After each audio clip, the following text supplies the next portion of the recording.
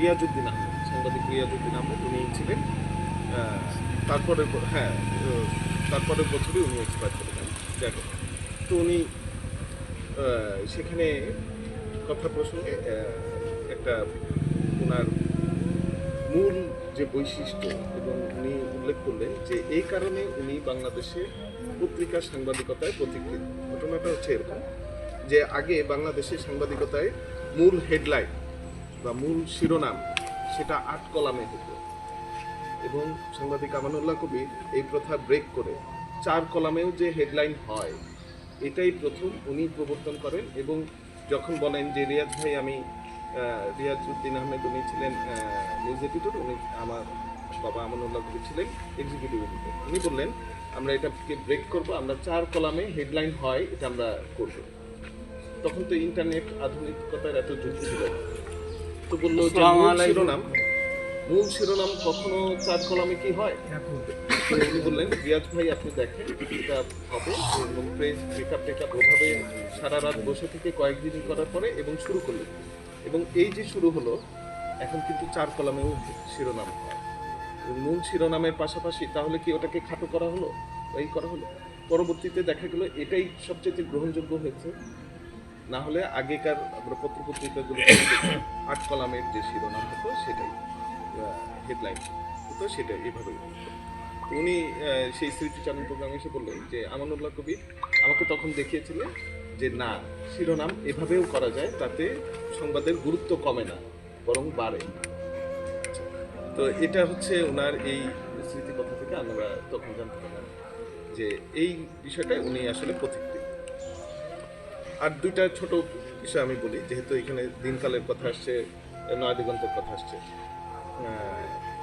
আমার দেশ পত্রিকা এক সময় বন্ধ হয়ে যায়, তারপরে উনি লেখালেখি করতেন, কেবল নয়া দিগন্তেই লেখালেখি করতেন, কলাম লিখতেন সপ্তাহে একটা, এবং প্রত্যেকটার সম্মানী পেতেন 1,500 টাকা, মাসে 6,000 টাকা। এইটাই উনি দীর্ঘ কয়েক বছর, তখন 2 বছরের মতো ওনার কোনো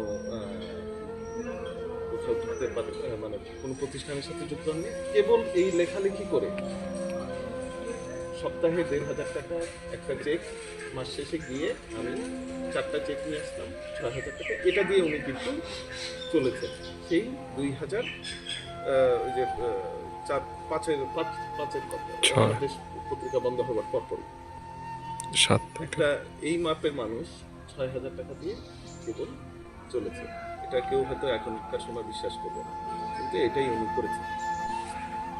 আর দিনকালের একটা ঘটনা আমি ঘটনা প্রসঙ্গে বলে রাখি। তো উনি তো দীর্ঘদিন ইংরেজি পত্রিকায় সাংবাদিকতা করার পর এটার ব্যতিক্রম হিসেবে আমার দেশ পত্রিকায় আসলেন। তারপর বন্ধ হওয়ার পরে একটা পর্যায়ে উনি দিনকাল পত্রিকায় সাথে যুক্ত হন, দিনকালের সম্পাদক ছিলেন। তো দিনকালের সম্পাদক থাকাকালে উনি দেখলেন যে যে টেবিলগুলোতে কাজ হয় সেই টেবিলে কম্পিউটার নেই, কারণ তো যে টেবিলগুলোতে কাজ হয় না সেই টেবিলে কম্পিউটার আছে। তো উনি বললেন যে এই কম্পিউটার নিয়ে কাজ শুরু করেন। বললো যে না, এটা তো অমুক নেতার কম্পিউটার, অমুক নেতার কম্পিউটার, তখন দলীয় প্রভাবটা অনেক বেশি। বললো না, আমি বললাম নিয়ে এটা নিয়ে কাজ করো, কারণ একটা পিসির জন্য কাজ করার জন্য একাধিক মানুষ বসে থাকতো, পেজ সেট আপে দেরিতে যেত, দেরিতে পাবলিশ হতো। তো এটা নিয়ে তখন দিনকাল পত্রিকার যে নেতা সাংবাদিকরা ছিলেন তারা খুব ক্ষুব্ধ হলেন। আচ্ছা, দ্বিতীয়ত উনি করলেন যে কেউ পত্রিকার বিজ্ঞাপনের টাকা পকেটে আনতে পারবে, ভাউচারে আনতে হবে।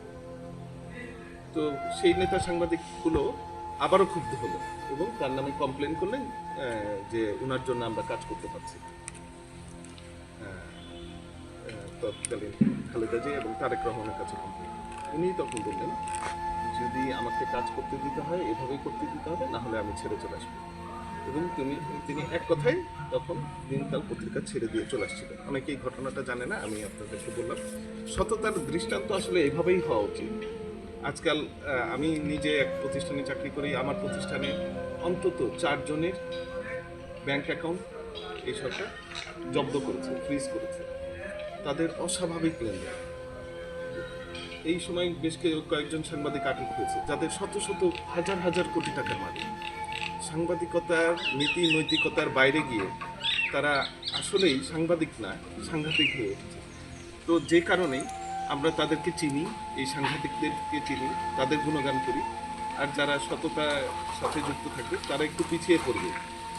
প্রয়াত সাংবাদিক আমানুল্লাহ কবিরের এই পিছিয়ে পড়াকে আমি লজ্জাজনকভাবে দেখি না। এটা আমাদের গর্বের বিষয় যে হ্যাঁ, ও সততার সাথে যুক্ত করেছেন বলেই আজকে আমরা কেউ তাকে স্মরণ করি।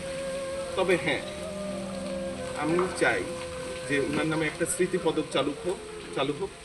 এই পদক চালু হবে এইভাবে যে যারা এই সাংবাদিকতাতেই ভালো কাজ করবেন, ভালো রিপোর্ট করবেন, বছর শেষে তাদেরকে যদি আমরাই সম্মানিত করতে পারি, সেই সৎ সাংবাদিকটাকে সম্মানিত করতে পারি, তাকে প্রশংসিত করতে পারি, তাকে বাহবা দিতে পারি, আমার মনে হয় তো এর মধ্য দিয়েই উনি বেঁচে থাকবেন। তা আশা করি আপনারা বিষয়গুলো উপলব্ধি করবেন, একটা কমিটি করবেন, আমাকে জানাবেন। আমাদের যে আয়োজন সমস্ত তার সন্তানদের পক্ষ থেকে, আর কারো কোনো পক্ষ থেকে না। আপনাদের এই আয়োজন যদি শুরু করেন আমরা সবসময় সাথে। সময় একেবারেই সংক্ষিপ্ত হয়ে আসছে, তারপরে সবশেষ এই হিসেবে আমি বলি, আমি আপনাদের কাছে কৃতজ্ঞ।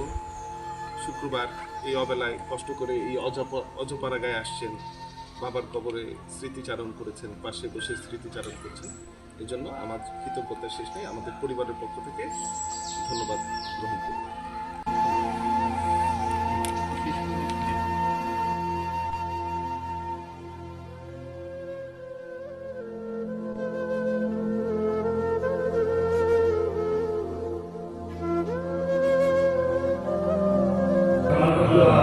আল্লাহ মসজিদের পাশে অনেক শুয়ে আছে, তিনিও শুয়ে আছেন।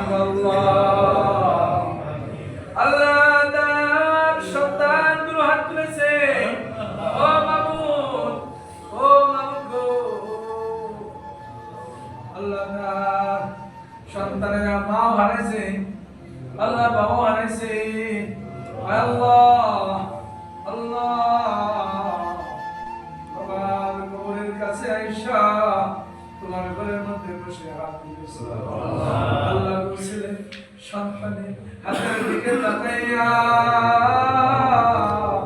তার আব্বার কবরটা জান্নাতের বাগিচা বানায়। আল্লাহ তার মার কবরটা জান্নাতের বাগিচা বানায়।